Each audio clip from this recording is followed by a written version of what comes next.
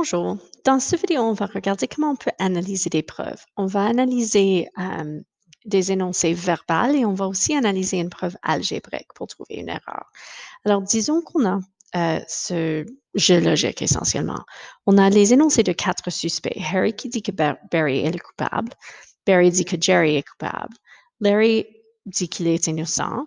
Et Jerry dit que Barry ment quand il lui a nommé coupable. Ça, c'est la phrase la plus importante de tout ceci. Seulement un des énoncés est vrai. C'est qui le coupable? Alors, il y a 4 cas. L'un, c'est que Harry est vrai, le premier énoncé. Le deuxième cas, c'est que le deuxième énoncé, celui de Barry, est vrai. Puis, cas 3, c'est celui de Larry qui est vrai. Et l'autre, que c'est le dernier énoncé, celui de Jerry, qui est vrai. Et il faut considérer ces 4 cas pour voir s'il y a des contradictions là-dedans. Alors, si l'énoncé de Harry est vrai, donc on doit conclure que Barry est coupable. C'est donc pas surprenant que l'énoncé de Jerry, si Barry est coupable et tous les autres énoncés sont fausses, donc que Barry ment quand il dit que Jerry est coupable, ça c'est pas surprenant. Que Larry ment quand il dit qu'il est innocent. Ah, mais là c'est une contradiction. Parce que si je regarde le troisième énoncé, et ce n'est pas vrai, il faut donc conclure que Larry est aussi coupable. Mais ça, c'est une contradiction. Alors, je peux éliminer cette possibilité. Ce cas n'est pas possible parce que si le premier énoncé est vrai, le troisième doit aussi être vrai. Si, par contre, c'est le deuxième énoncé qui est vrai, donc Barry qui dit la vérité, Harry ment, alors Barry n'est pas le coupable, ça marche. Si Barry dit la vérité, c'est que Jerry est coupable, et ça c'est vrai. Larry dit qu'il est innocent. Ah, mais ça aussi, c'est un mensonge. Donc, il faut conclure que Larry est aussi coupable. Encore une fois, on a une contradiction. Si je considère donc le troisième énoncé, si c'est Larry qui dit la vérité, qu'il est innocent, Larry dit la vérité, donc il n'est pas coupable. Mais Harry et Barry ne disent pas la vérité. Donc, Barry n'est pas coupable, Jerry n'est pas coupable.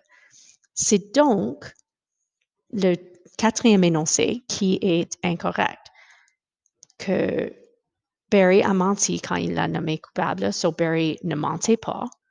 Mais ça, c'est la contradiction ici.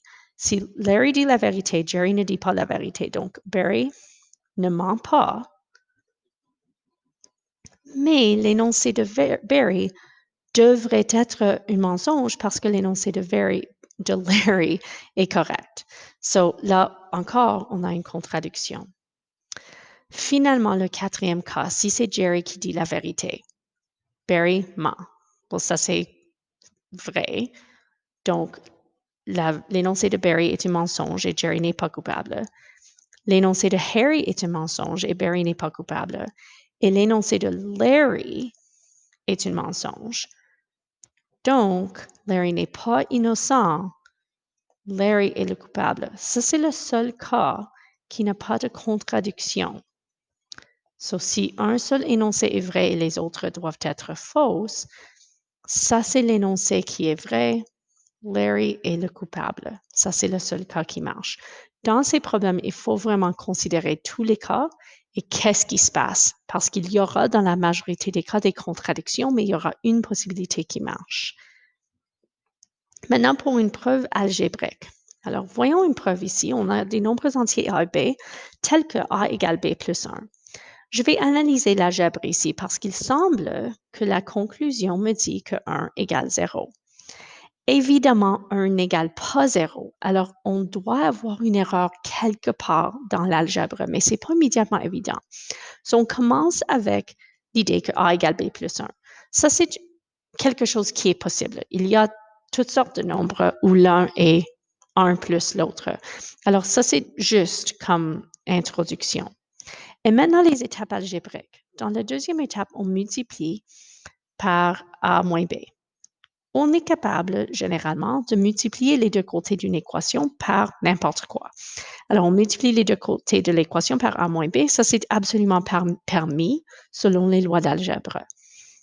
On distribue pour trouver la prochaine étape. So, A au carré moins AB, ça, c'est correct. AB plus A moins B au carré moins B, ça aussi, c'est correct.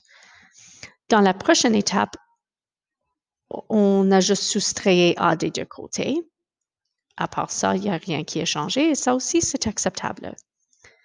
Dans la prochaine étape, on factorise A du premier côté et B du deuxième côté.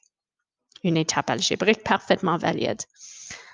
Entre cette étape et la prochaine, il semble qu'on a divisé par A moins B moins 1 pour l'éliminer, pour obtenir A égale B. Je vais revenir à ça. Parce que oui, techniquement, c'est correct, on peut diviser les deux côtés d'une équation par la même chose.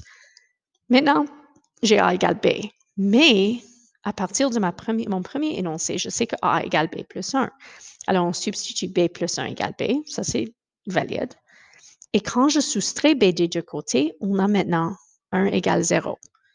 Mais on sait que ça, c'est pas vrai. Alors, il y a un problème quelque part. Et le problème, c'est ici, avec la division. Oui, c'est vrai qu'on peut diviser les deux côtés d'une équation par la même chose. Mais avec la division, et c'est souvent ça le problème avec les preuves algébriques qui semblent montrer quelque chose qui n'est pas vrai, il faut vraiment, vraiment faire attention avec la division. Parce que la division par 0 n'est pas permis. C'est pas évident ici que c'est une division par 0, mais A moins B moins 1, si A égale B plus 1, donc on a B plus 1 moins B moins 1 qui égale 0. Alors, on a divisé par 0 dans ces étapes algébriques et ça, c'est la raison que ça semble prouver quelque chose qui n'est pas vrai.